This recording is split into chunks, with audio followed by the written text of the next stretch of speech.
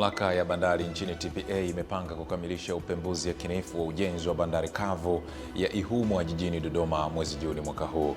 Katika habari za michezo, wadau wa michezo wameombwa kuunga mkono uongozi wa shirikisho la mpira wa miguu kwa watu wenye ulemavu maarufu kama TAF ili kufikia lengo la kuutangaza mchezo huo na kuwavutia vijana wengi. Naam, hujambo na karibu sana popote pale ulipo. Ni asubuhi nyingine hii tunakutana hapa, ni Jumamosi nyingine kwa ajili ya kuja kuangaza zile habari ambazo zimetufikia asubuhi hii ya leo kutoka hapa Asubuhi Njema ya Channel 10. Mimi naitwa Juma Mohamed, ambatana nami katika kutazama habari mbalimbali za kitaifa sambamba na habari za michezo, lakini pia tutapata nafasi ya kutazama kwenye magazeti mbalimbali ambayo tuko nayo asubuhi hii ya leo. Karibu sana ili tuwe pamoja. Mamlaka ya bandari nchini TPA imepanga kukamilisha upembuzi yakinifu wa ujenzi wa bandari kavu ya Ihumwa jijini Dodoma mwezi Juni mwaka huu, ambapo kwa sasa tayari imeingia makubaliano na shirika la reli Tanzania TRC ya kutoa huduma za bandari katika eneo la kuunganisha mabehewa ya treni ya SGR tangu mwezi Julai mwaka 2025. Taarifa zaidi na Amani Mbando kutoka Dodoma. Ujenzi wa bandari kavu ya Ihumwa ni sehemu ya utekelezaji wa mpango kabambe wa miaka 2020 hadi 2045 unaotekelezwa na mamlaka ya bandari TPA, ukilenga kuongeza wigo wa kutoa huduma za bandari kwa mizigo ya ndani na nje ya nchi. Hayo yamebainishwa na afisa mipango mwandamizi, miundombinu na uwekezaji wa TPA Innocent Kapinga katika ziara ya mkuu wa mkoa wa Dodoma Rosemary Senyamule eneo la kuunganisha na kupanga mabehewa ya treni yani marshalling yard lililopo eneo la Ihumwa. Upembuzi huu umejumuisha tathmini ya mahitaji ya mizigo hadi mwaka 2045. Upembuzi yakinifu manake vitu ambavyo vinaangaliwa, moja ni tathmini ya mahitaji ya mizigo mpaka 2045 capacity itakuwa kiasi gani. Maelekezo ya mkuu wa mkoa wa Dodoma Rosemary Senyamule ni kuwa taasisi zote wezeshi ikiwamo zinazohusika na miundombinu ya barabara na maji kuhakikisha haziwi kikwazo katika ukamilishaji wa mradi huo. Sisi kama mkoa tumekuja na watu wa jiji na taasisi mbalimbali ili kufanya huduma za mali hapa ziweze kukamilika na kufanyika kwa ufanisi mkubwa. Kwa mara ya kwanza tulileta kontena 100 wiki iliyopita na sasa hivi zitakuja 100 tena wiki hii. Kutokana na hii biashara ambayo tunaifanya hapa kwa maana ya kuleta hii mizigo, hivi imetengeneza fursa kwa wamiliki wa malori hapa mkoa wa Dodoma. Kama unavyoona wanapakia kutoka kwenye mabehewa yetu kuweza kupeleka sehemu nyingine. Eneo la ardhi lenye ukubwa zaidi ya hekta 493 limetengwa kwa ajili ya ujenzi wa bandari hiyo inayotarajiwa kuwa kitovu cha kibiashara cha usafirishaji ndani na nje ya nchi na kuchangia mkakati wa taifa wa kupunguza gharama za usafirishaji na kurahisisha usambazaji wa mizigo. Amani Mbando, Channel 10, Dodoma. Asante Amani Mbando. Mkuu wa wilaya ya Butiama Tekla Mkuchika ameongoza zoezi la kufyeka na kuteketeza hekari 3 za bangi katika kijiji cha Mirwa, huku akiliagiza jeshi la polisi kuendelea na msako katika maeneo ya milimani, kwani huko ndiko kazi hiyo ya kilimo cha bangi inafanyika kwa kiasi kikubwa. Taarifa ya Musa Makali inafafanua zaidi. Ukitazama unaweza kuzani ni bustani ya mazao harari kabisa ambayo yanapaswa kutumika kwa kila mwanadamu. Rahasha. Hili ni zao haramu kabisa kwa nchi ya Tanzania. Vyombo vya usalama hapa wilayani Butiama mkoani Mara ili wachukua takriban masaa 3 hadi 4 kuyafikia mashamba haya kupitia intelijensia kali ya vyombo hivi na misako inayoendelea. Nimeshuhudia bangi na kwa mamlaka niliyopewa na sheria ninamwelekeza OCD wa wilaya ya Butiama mashamba haya ya bangi ziteketezwe kwa kuchomwa moto. Na hapa mkuu wa wilaya Butiama Bi Tekla Mkuchika onyo analitoa kwa wale wote wanaojihusisha na vitendo hivi, kamwe hawatabaki salama katika wilaya hii ya Butiama. Tuache na kemea mara moja biashara hizi. Haziendani na wilaya yetu ya Butiama, wilaya ambayo kiukweli tunasema ni wilaya takatifu. Tuendelee kumwenzi baba wa taifa kwa kufanya mambo mema. Hawa raia wanaofanya biashara hizi sisi hatutakubali. Mimi kama mkuu wa wilaya ya Butiama sitakubali. Tutaendelea kuwakamata. Tutaendelea kuongeza ulinzi na upelelezi wa kutosha kuhakikisha wananchi wote wanaofanya biashara hivi tunawakamata mara moja. Lakini pia naendelea kuwapongeza jeshi la polisi kwa hatua hii kubwa sana ambayo wameifanya. Waendelee kuwa macho kuhakikisha wilaya yetu ya Butiama inakuwa salama. Pia katika hatua nyingine anawataka wasamaria wema kuendelea kutoa taarifa katika maeneo yao wanapobaini viashiria vya namna hiyo. Kubali wilaya ya Butiama, wananchi wangu waendelee kufanya biashara hii. Natoa rai kwa wananchi waendelee kutoa taarifa kwa serikali ili sisi tuweze kuwakamata na kuwachukulia hatua za kisheria. Wananchi wapande mazao ambayo ni rafiki, yanayokubalika na jamii, lakini mazao ambayo serikali pia inaunga mkono. Tunayo rutuba ya kutosha, tunao mazao mengi kabisa kwa Butiama, tunaweza kulima. Ni marufuku kabisa, nakemea leo hii. Sitegemei kusikia hii habari kwa wilaya ya Butiama. Uli hivi waachane na hili zao, kwa sababu hata serikali yenyewe inalipiga vita na linaharibu watu wanaotumia bangi. Jina langu ni Musa Makali na hii ni Channel 10. Asante Musa Makali kwa taarifa hiyo. Mamlaka ya udhibiti wa mbolea Tanzania TFRA imewatahadharisha wakulima kuacha tabia ya kununua mbolea zinazofungwa kwenye mifuko yenye ujazo wa kilo 1, kwani mbolea hiyo imepoteza virutubisho. Tupate taarifa zaidi. Tahadhari hiyo imetolewa na afisa mdhibiti ubora kutoka TFRA kanda ya Kaskazini Albert Maulambo katika mwendelezo wa utoaji wa elimu ya matumizi ya pembejeo katika kijiji cha Chikavu Chini, kata ya Weruweru, wilaya Hai, mkoani Kilimanjaro. Maulambo amesema baadhi ya wafanyabiashara wa mbolea wamekuwa wakifungua mifuko ya mbolea na kuanza kuwapimia wakulima kuanzia kilo 1, jambo ambalo amesema haliruhusiwi kisheria. Na hii ni kwa baadhi ya mawakala ambao sio waadilifu, wamekuwa wakiendelea kufungua mifuko ya mbolea na kuendelea kuuza kama sukari au chumvi. Na hii hali inapelekea kuharibu kabisa ubora wa mbolea kama vile ambavyo imekusudiwa na mzalishaji ama mtengenezaji. Daktari Neema Yohana ambaye ni mtafiti na mkaguzi wa mbegu kutoka TOSCI ametoa angalizo kwa wafanyabiashara wanaotengeneza nembo bandia na kuwauzia wakulima wakiwadanganya kwamba mbegu hizo zimetoka TOSCI, huku baadhi ya wakulima wakieleza jinsi walivyonufaika na elimu hiyo. Tunatoa rai kwa wale watu ambao wanauza mbegu ambazo hazijathibitishwa ubora na TOSCI, waache mara moja kuendelea kusambaza mbegu ambazo hazijathibitishwa ubora na TOSCI, na tutawakamata na wataendelea kushikiliwa na mkono wa sheria. Kwa sababu mimi binafsi nilikuwa sijui kuna madhara ya kuchukua mbegu mbolea ya kupima. Tena nilikuwa nikikuta mtu anauza mbolea ya kupima, nikimuomba niuzie akinikatalia na laumu na nungunika. Naona kwamba kwa nini ananinyima. Kuna mambo mengi kama wakulima tulikuwa hatujatambua. Kwa mfano juu ya kuangalia mbegu feki, wengi tulikuwa hatujafahamu. Na hata kama kuna aliyekuwa anafahamu, akiwa amepata tatizo, hajui atapitia wapi kwa ajili ya kumdhibiti yule anauza mbegu feki. Mimi ni Hamisi Mkotia wa Channel 10. Kwingineko, baraza la madiwani halmashauri ya Kisarawe mkoani Pwani limepitisha bajeti ya shilingi bilioni 50.092 kwa mwaka wa fedha 2026-2027, huku ikijikita kwenye kupunguza changamoto za afya, elimu, utawala bora na kuboresha vitega uchumi.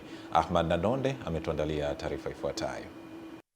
Akizungumza baada ya kuwasilisha mpango wa bajeti, afisa mipango halmashauri ya Kisarawe Deogratius Lukumanya amesema mpango huo wa 2026-2027 umezingatia ukomo wa bajeti ya mwaka 2025-2026. Sisi kama halmashauri ya wilaya Kisarawe tumejipanga katika eneo hilo la kuboresha miundombinu ya elimu, ikiwemo kukamilisha lakini pamoja na kujenga miundombinu mipya.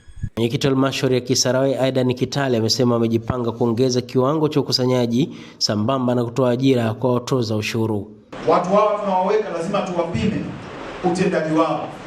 Hajue kabisa mtu yuko kwenye eneo la kukusanya mapato, atapimwa kwa performance yake, kwa namna ambavyo anatuletea, kwa namna ambavyo anakusanya mapato. Mbunge wa jimbo la Kisarawe Dr. Selemani Jafo amewashauri watendaji kuwa wabunifu kwa kuanzisha vyanzo vipya vya mapato na kwamba tayari ameandaa mpango wa kuboresha mji wa Kisarawe kuwa wa kitalii ili kuongeza mapato. Tupange mkakati hapa, tutengeneze minara hapa, inawezekana.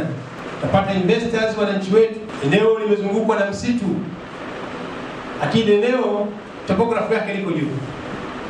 Kwa hiyo tukipanga mipango mizuri hapa, huu mji wa Kisarawe tutaubadilisha. Na fedha nyingi itaingia hapa na ajira zitapatikana. Mkuu wa wilaya ya Kisarawe Petro Magoti naye alikuwa na haya ya kusema. na watu wetu wa ujenzi hawaendi kufuatilia mapato, wamekaa ofisini. Tuna watumishi wa kutosha. Sasa hivi tuna watumishi, Mheshimiwa Rais ameleta zaidi ya karibia 300.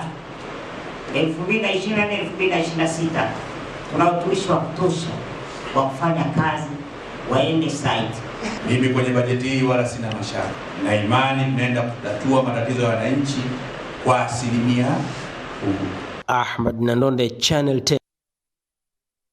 Asante kutoka hapo Kisarawe. Wakati ujenzi wa majengo ya Chuo Kikuu cha Dodoma UDOM tawi la Njombe ukitarajiwa kukamilika ifikapo mwezi Mei 30 mwaka huu na kuanza kupokea wanafunzi 11,000 ifikapo mwezi Oktoba, uongozi wa chuo cha UDOM umeeleza kuwa jumla ya mitaala 11 imeandaliwa kufundishwa katika tawi hilo ili kuchochea mageuzi ya uchumi na matumizi bora ya rasilimali za misitu zilizopo katika ukanda huo. Taarifa zaidi na Michael Patrick kutoka Njombe. Hayo yamebainishwa mbele ya kikao cha ushauri wa mkoa wa Njombe RCC kufuatia wajumbe wa kikao hicho kufanya ziara ya ukaguzi wa ujenzi wa majengo ya chuo kikuu yanayotarajiwa kukamilika mwezi Mei mwaka huu. Kwa sasa tuna mitaala mitatu ya shahada za awali, alafu tuna mitaala 8 ya astashahada, yani ya diploma.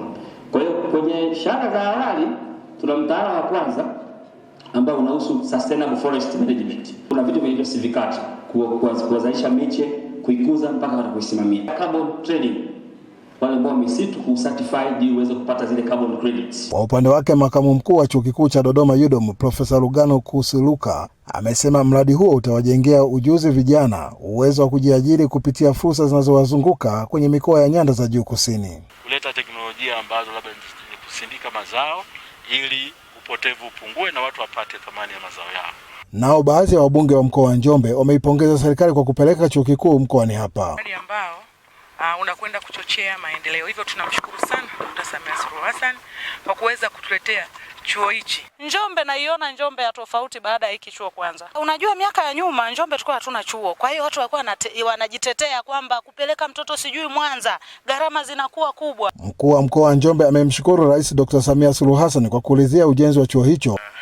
Mheshimiwa Rais alifanya chakula na wazee wa mkoa wa Njombe.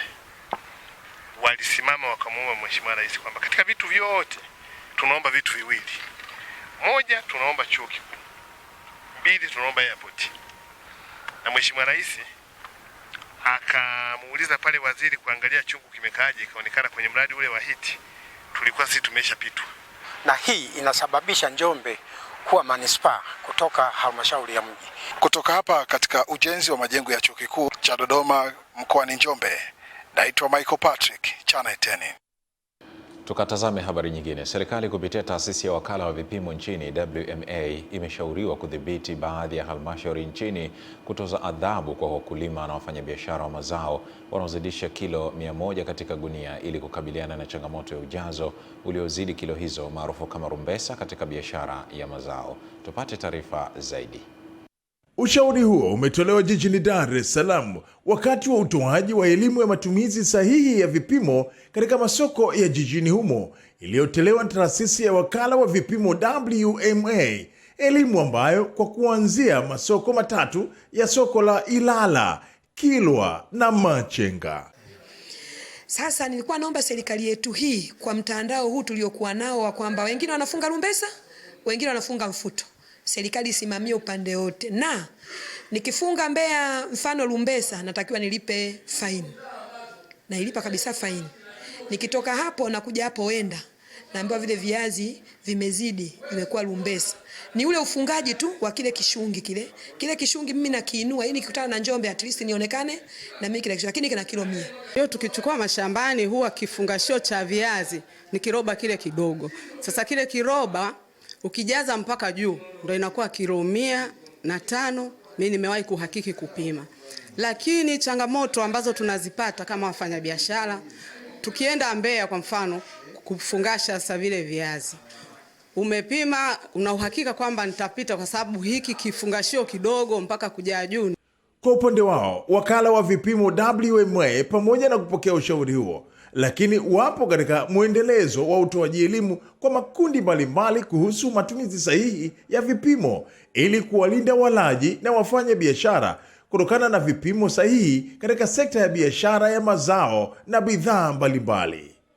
hasa tumelenga lumbesa, upakiaji wa lumbesa ambao sio sahihi, ambao kwa kawaida mtu anatakiwa apakie isizidi kilo 100 kwa gunia. Na pili, tumelenga matumizi ya mizani, hasa kwa wale wanaotumia sado. Kununuliwa hayo magunia kuna tabia mbaya. Halmashauri za hizo wilaya zinalipisha faini kwa haya magunia. Yaani ukishona gunia unataka kulisafirisha kwenda Dar es Salaam, wanakupitia watu watendaji wa kule kwamba bwana, hapa upaki mpaka ulipe faini. Salumu Mkambala, Channel 10. Haya, asante Salumu Mkambala kwa taarifa hiyo. Kwingineko, Waziri Mkuu wa Jamhuri ya Muungano wa Tanzania Mheshimiwa Dr. Mwigulu Lameck Nchemba amewaagiza watendaji wanaosimamia sekta ya elimu kwamba kuanzia sasa waanze kujenga shule zitakazokidhi mahitaji ya mitaala mpya ya elimu ifikapo mwaka 2028. Ifuatayo ni taarifa kamili. Waziri Mkuu Dr. Nchemba ametoa agizo hilo wakati akizungumza na wananchi wa Mabogini mara baada ya kukagua ujenzi wa barabara ya Spencon Mabogini Kae hadi Chekereni wilayani Moshi mkoani Kilimanjaro. Alikuwa akijibu ombi la mbunge wa Moshi Vijijini Morris Makoi ambaye aliomba kata hiyo ipatiwe sekondari, ambapo amesema mabadiliko ya mtaala wa elimu yanajumuisha miaka 6 ya elimu ya msingi na miaka 4 ya elimu ya sekondari. Ndugu zangu wa elimu, kwenye hili swala la shule hapa lililoombwa, lipangilieni likizingatia hiyo. Kama pale ilipo shule yetu ya msingi pana eneo, manake tuanze kujiandaa kuongeza madarasa pale pale. Ili baadaye tusitafute eneo lingine tulilojenga 4 kutafuta kuongezea mengine 6. Kuhusu ujenzi wa barabara ya Spencon Mabogini Kae hadi Chekereni yenye urefu wa kilomita 31.25, Dr. Mwigulu aliwaelekeza viongozi wa mkoa na wilaya wafuate utaratibu wa kuomba barabara hiyo ipandishwe kutoka TARURA hadi kwenda TANROADS ili ijengwe kwa kiwango cha lami. Kwa hiyo cha kwanza itengenezwe ili iweze kupitika. Hatua hizi ambazo zinaendelea kwa sasa, mkandarasi aharakishe utekelezaji wa huu mradi ili wananchi wa maeneo haya wasiendelee kupata shida. Haya, baada ya kutazama habari hiyo, kwa sasa tukaangaze habari za michezo na burudani asubuhi hii ya leo, na tukaangaze taarifa hii ambapo wakati serikali ikitoa msisitizo wa usawa kwa jamii hususan katika michezo, wadau wa michezo nchini wameombwa kujitokeza na kuunga mkono uongozi wa shirikisho la mpira wa miguu kwa watu wenye ulemavu maarufu kama TAF ili kufikia lengo la kutangaza na kuwavutia vijana wengi wenye ulemavu waweze kushiriki mchezo huo wa soka. Taarifa zaidi na mwanamichezo wetu Eden Bahati. Wito huo umetolewa na mkurugenzi wa ufundi wa TASAF Shabani Msangi wakati akifanya mahojiano maalum na Channel 10 Michezo, ambapo amesema lengo lao kwa mwaka huu ni kuhakikisha wanaongeza idadi ya wachezaji wapya kutoka mikoa mbalimbali nchini, lakini lengo hilo haliwezi kufikiwa kama hakutokuwa na nguvu ya wadau, kutokana na ukweli kwamba vifaa vya kucheza mpira huo ni ghali na wao kama chama hawana vyanzo vya mapato. Shirikisho letu hatuna vyanzo vya mapato. Ukiangalia sisi tunasimamia watu wenye ulemavu wa viungo, kwa maana ni watu ambao wenye uhitaji maalum. Kwa hiyo wakati mwingine inatupelekea kwa wakati mgumu kama viongozi kuhakikisha kwamba tunawahendwa wachezaji na changamoto kubwa ndo kama hivyo, tunakosa mahitaji mbalimbali kuhakikisha kwamba tunaliendeza ili gurudumu la ndugu zetu hao. Kwa mfano ukiangalia mchezo huu una gharama sana, hata vifaa kama magongo ya kuchezea gharama yake ni kubwa sana. Kwa hiyo sasa sisi hatuna wadhamini, tunajiendesha kama wenyewe viongozi. Kwa hiyo nitumie nafasi hii kuwaomba wadau mbalimbali, taasisi iweze kujitokeza kuweza kusapoti. Katika hatua nyingine, ameweka wazi mpango wa kuziboresha timu za taifa za wanaume na wanawake, huku akitoa wito kwa wanawake wenye ulemavu wa mguu na mkono kujitokeza kucheza mchezo huo kutokana na fursa mbalimbali zinazopatikana katika mashindano ya ndani na nje ya nchi. Nenda kwenye ligi mwaka huu, ligi ambayo inatarajiwa aidha ifanyike mwezi Mei ama mwezi Juni. Tupate idadi ya timu nyingi. Pambana kwa sasa hivi japo mwamko umekuwa ni mdogo sana. Mimi ni Esther Mtebe na hii ni Channel 10. Asante mwanamichezo Esther Mtebe, na si Eden Bahati kama ambavyo nilivyokuwa nimekuarifu hapo awali. Kwa sasa tunahitimisha ukurasa huu wa kwanza wa kutazama habari. Tupate mapumziko mafupi, tukija hapa tutakuja kuangaza kwenye magazeti mbalimbali.